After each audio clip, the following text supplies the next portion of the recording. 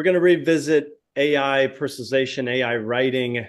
Topic is, Jeremy, are you ready to allow AI to write and send your first line personalization in, what are we, Q2, late Q2, 2025?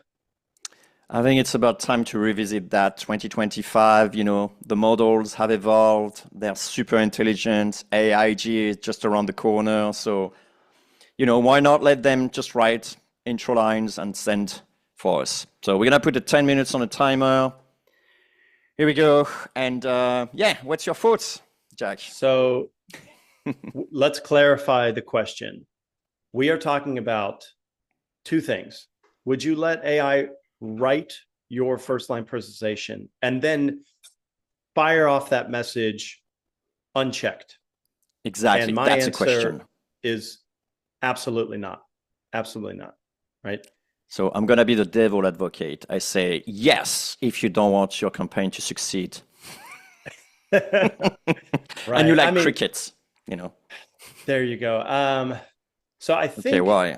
There's a few new things going on. Like, it's gotten wonderful. I think we're sitting here very optimistic. Oh, let's try that again. We're sitting here very optimistic about AI personalization, and yet I think you and I would both lose sleep at night if we knew that hundreds of messages a day, maybe thousands, were going out without somebody making sure it wasn't hallucinating, sending weird stuff.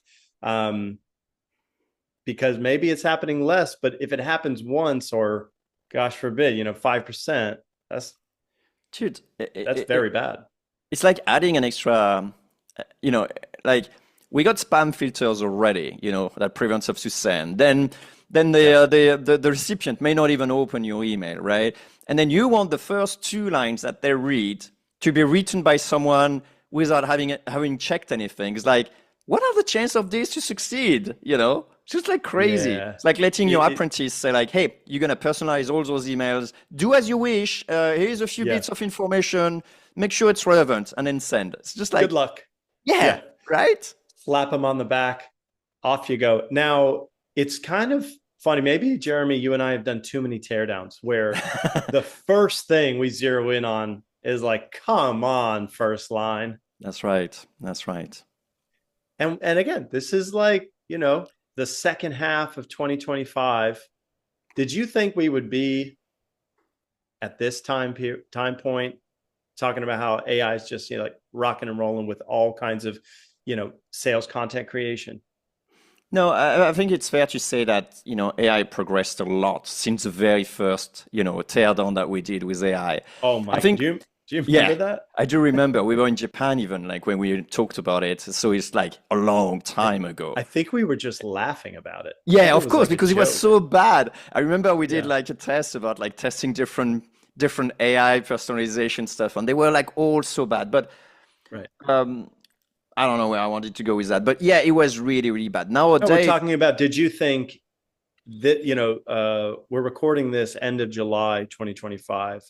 Did you think by this point in time we'd kind of be there, or were you always okay? Yeah, I never believed that. Like, I'm still in the camp of skeptic, where I know you were way more optimistic and way more positive. So what changed? Well, if you go back to the first AI personalization teardown, we probably did that. Was it 2021?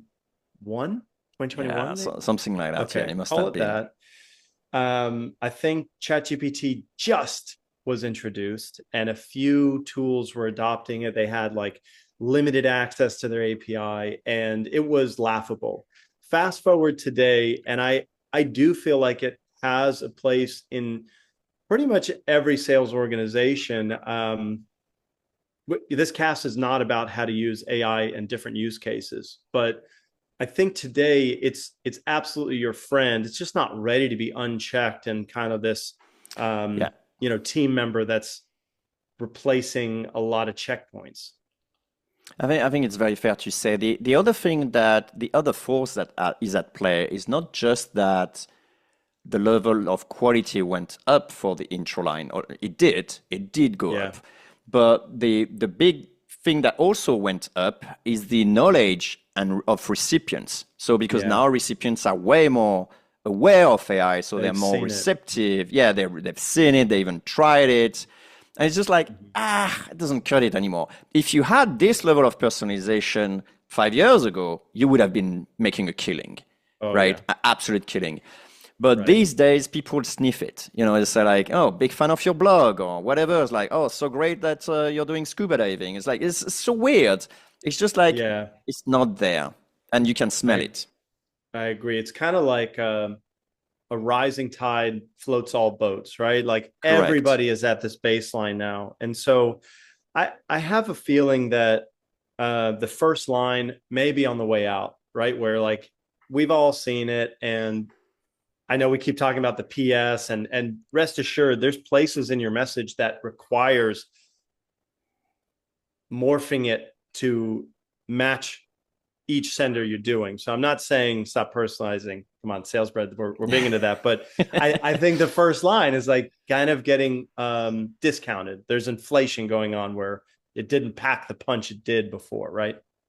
Yes. Of course, you know, my favorite tactic is if you want to send unchecked stuff that are potentially unrelated or not really well thought of, the PS is perfect Yeah. for that. Like, right, if I Right. say like, Much hey, by the safer. way, yeah, much safer. By the way, Jack, you know, kudos on your octopus challenge, whatever it is. It's like, what the fuck is that? But it still makes, you know, it has nothing to do with what you're selling, but it's still some personalization in that sense that would work potentially. So let's rephrase the question just for fun. Would you allow Claude to write your PSs unchecked and send? Oh, I got my answer. What's your one? I don't want to influence you. Um, okay, so this is where I'm going to take a fun question and make it not fun. But I'm going to say, like, is it literally like black and white? It's like for everything or for nothing. Could I do a mini test of it? If it's for everything, I'm scared. I'm going to lose some sleep because like I don't want to. I've seen you just go back to one teardown ago. I've seen they can really be weird. Um, so if it's all or nothing, I'm still no on the PS. What about you? Interesting. I'm the Yeah. opposite on this one, Jack. Oh, Yeah, really? I'm actually a quite a yes. However, you're gonna have to have smart prompts, right? So an example would be you're gonna have to specify what language you want the answer to. Because yeah, it's 2025, you have all the inputs in English, and then you end up with French. I was like, That's nuts. WTF, right? Or German, or like Spanish. And you're like, that's odd. Just because, you know, there's some word that could be interpreted in both languages the same. Sometimes he gets it wrong. So you have to tell That it in what language. So it's like point one. But if you have good enough prompt and you limit it to a certain number of criterias, like, you yeah, know, what school they've been in, where they're living, you know, whatever, right. you kind of like limit the potential screw up that you can have. And Yeah, I think in you're wearing a so seatbelt. yeah, exactly right. And I think in those cases, I think it's fine. And if you review a few batches from time to time to just make sure it works, or if suddenly you don't have any more answers, you could also do an A/B test, right? It costs nothing these days to do A/B tests. Super simple with QuickMail, you know, quickmail.com. There you go. Yeah, there you go. I plugged it. But it's super simple. You can do an A/B test and you can see, you know, does it actually work better with PS or not? And if you know, you could send like 200, you know, 200 recipients each and then see which one works. I think Right. that's fair to say. I I have a feeling that we like dynamic content and emails for deliverability. It Yes. probably is going to be a net positive. But I'm not going to tell you I would sleep easy while that test is going on. I might be a little bit nervous. But um, what about Some this, have Jeremy? zero problem with it. I tell Yeah. you, like the whole email is AI generated. They have no problem with it. They are not losing sleep. They just don't get It, replies. and those are people with a market size, I hope, of Yeah. north of 20,000 accounts, right? You're selling printer paper to every business across North America. Okay, sure. What do you got to lose? There Fire you away. go.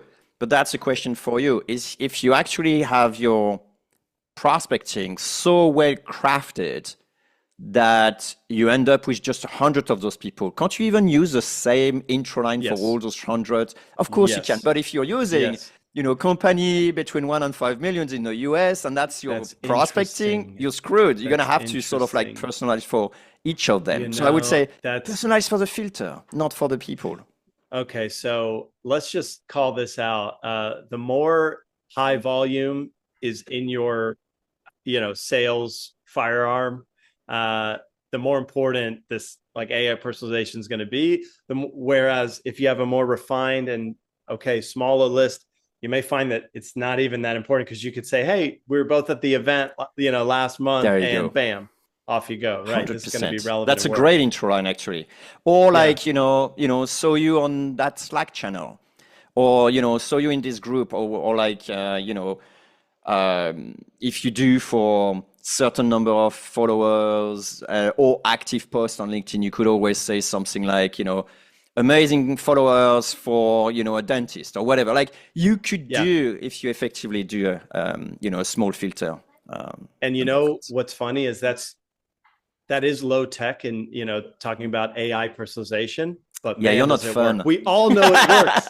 You're not That's fun, Jack. It's so much better to burn tokens and, like, right. Isn't that the truth? All right, I have to ask one more thing on this. okay, go for it. What if, Jeremy, you did a second layer where you had Claude or ChatGPT write your first line, and then second layer was AI checked the intro, and like pulled it if it was weird. Does that change your calculus at all? Not really. I know that's what the models are trying to do to sort of like self-test themselves. I still don't, I think it's still hard. Like it does require you to have good prompting understanding, right? Because how can you actually define if it's odd or not? The AI is more like or less a horoscope type of thing. It makes sense in certain contexts, but it's kind of like not really you, and it's kind of awkward. That's exactly still there. It's going to be hard to say like what makes an odd intro line or weird intro line, right? I think you still need a human. But the problem with this, like, because I know what your next question is going to be, is going to be like, hey, but what about the AI generating it and have a human actually just like double checking them, Okay, right? right. It's just like you're going to have to incentivize the person because otherwise they won't give a shit and they will just let, crap going through. How about that? Which, by the way, I mean, incentivizing per positive reply is pretty damn straightforward Yeah, and worthwhile for everybody involved. And 100%. that's pretty much where my input on this topic ends, which is convenient because our timer's up. You got anything else on this? I think we It covered was it. good. Yeah, it was Yeah. great. Good stuff. So in retrospect, you could say use AI for research and use actually AI to minimize your list. So then you can have one intro line that works for everyone. Oh, that's a nice conclusion. What do you think? Why don't we start with the conclusions? Why does it? If you're listening, like just stick around because the nuggets tend to come at the end. At the end. I can't top that, Jeremy. That's wonderful. Woo! Thanks for a good luck. Oh, let's end with a prediction. All right, we're Okay. gonna do an episode at the end of the year. Maybe we'll throw up this topic as a kind of a random question. Where do you think we're going to be in 6 months? I think you need more than 6 months. I mean, All I right. think I know my prediction where we'll be in 6 months is AI souffle would have like fall down because there's so much you can do with horoscope. That's There all. you go. Let me go on record saying, um, in 6 months, we're going to have the only big change is it'll be easier for non-tech people to have AI do stuff, like that agent kind of thing. Yeah. But the writing, it's still going to hallucinate. It's still going to require perfect prompting. I just think it'll be more capable to be like, oh, you want me to go to this website? And I think it'll just handle our web scraping nicer. But it'll still kind of be here. Let's see if we're both wrong Okay. or Well, it oh, was only 6 months prediction. I think next time we yeah. should do like 5 years or 10 years. Uh, But yeah, it's gonna be horoscope anyway. Like, yeah, at 10 years, I feel like it'll be a scary movie conversation, but should do that for let's another have it. one. Yeah. We'll do it. All right, All Jeremy. right. Thanks, man. Thanks, Awesome. Jack. Bye.